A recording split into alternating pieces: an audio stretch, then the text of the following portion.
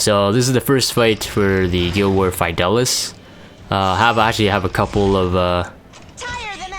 I think followers that are in this guild. So I know one for sure. So in this fight, I might skip this down because this is pretty self-explanatory. DN SSP, C Armin, super cheesy, but I try to do this whenever I can. Super easy wins for this kind of fight. The Falcon Nucleary going after DN on the first turn there was okay. It was random, a split between SSB and DN. I got lucky, went for my DN because I'm also trying out like a new and improved build DN, like even more effect resist.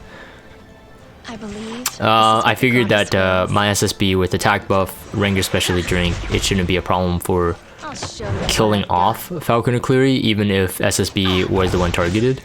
I would have cleansed the provoke, I believe, by now if she went for her, and she would have been protected by C Armin. So even if I got a defense break or whatnot, it's fine. Since Falcon Nucleary went first. I might skip down here. The fight will be pretty long, so.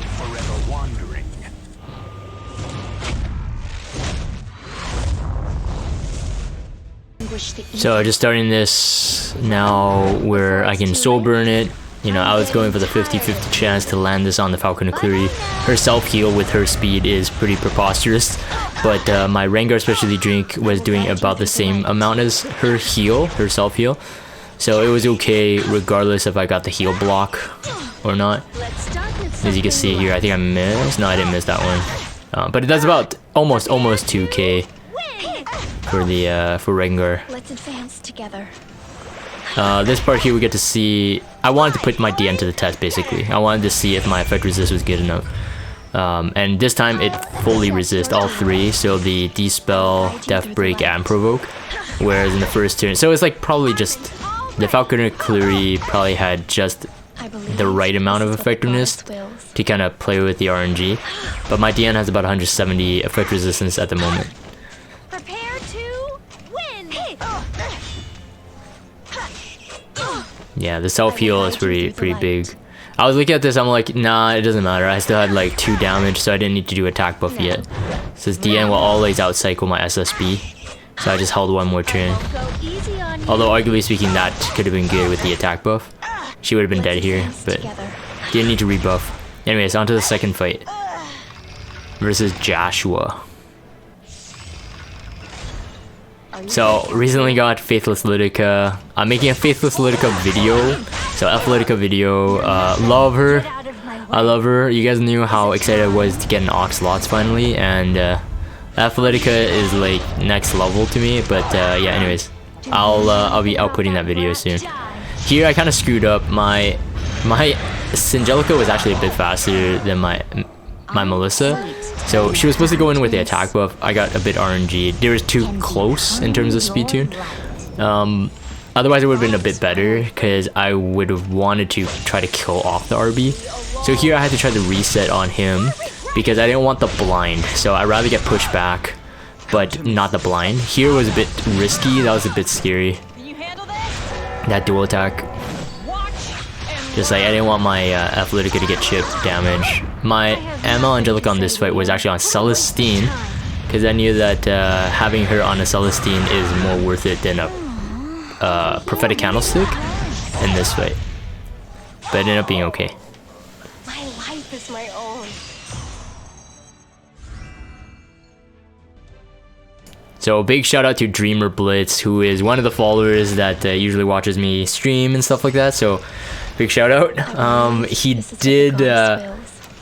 No, I don't even know if I want to mention this, but he was really cool. So basically he failed to hit my defense. He recorded the video. He even showed me, and most people, I have to give him this credit here. Most people don't record their ints like I do, unless they're doing like some kind of like YDCV type content. Shout out to YD. But Dreamer Blitz was actually kind enough to actually show me his video when most people are too ashamed.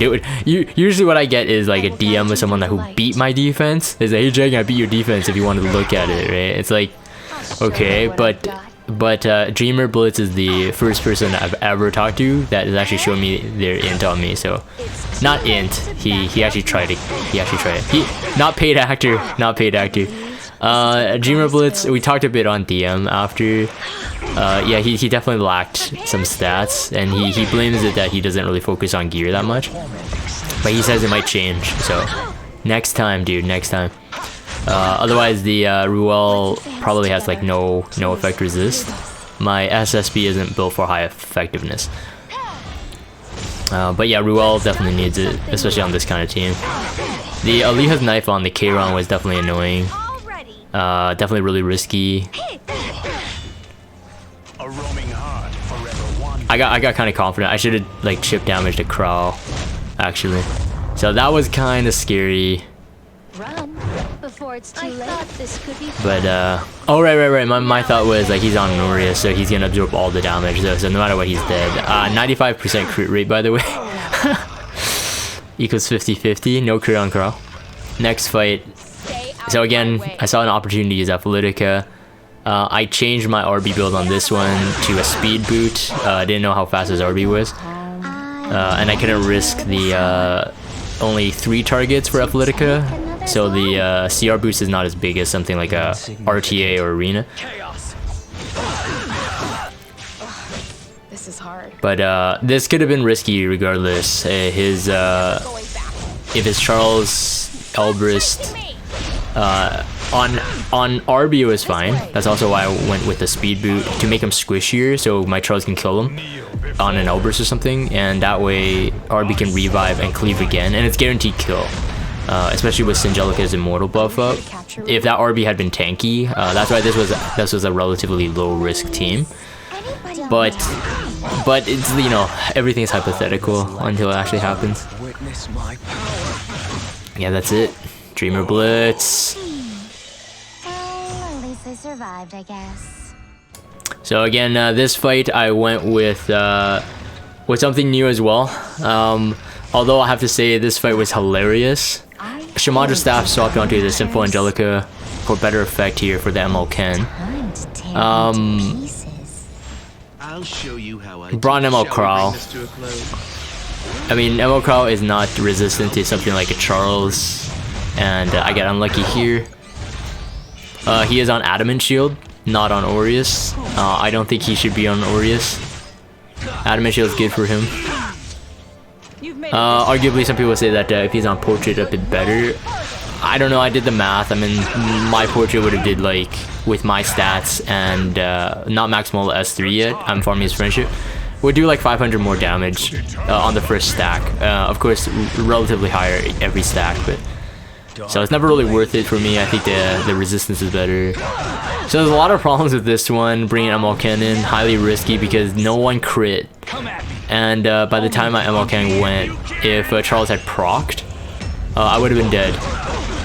And I didn't proc. But he was on a counter, so that was scary too, the RB.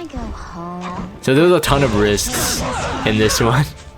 Because he ended up not having crit. You'll see that the RB didn't crit ML Ken. And you'll see that the Charles here doesn't crit my ML Crow. So like it would have been pretty hilarious. I think it didn't crit my ML Ken either. Charles S3. It didn't crit again. So yeah, I have lost in the past bringing ML Ken, assuming that the player would have max crit, but they don't.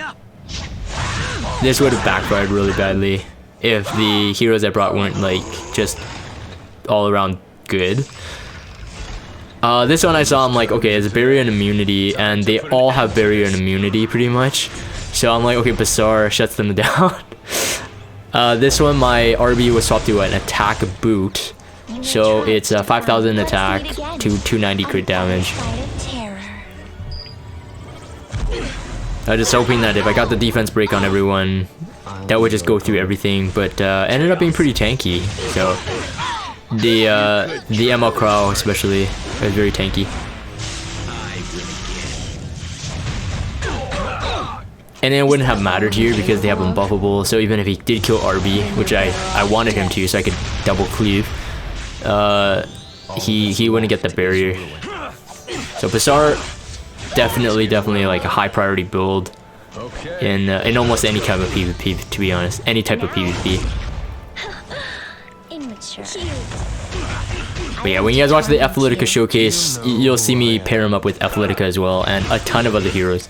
So I'm very excited to release that video, but that one's taking a bit more editing. Insignificant. It was pretty tanky. I think it was on Adamant. I didn't pay attention. I think it was on Adamant Shield. You may try to define me. I'll be your opponent. That's pretty much it for that. So that was the Guild War Iggy versus Fidelis. We did end up taking this one, but it was still a good war actually. They weren't far behind. So I'm gonna end this for the video recording. If you guys have Discord, check out the Discord server. Follow me on Twitter. Subscribe to YouTube if you haven't. As always, thank you guys for watching. I will see you guys next time.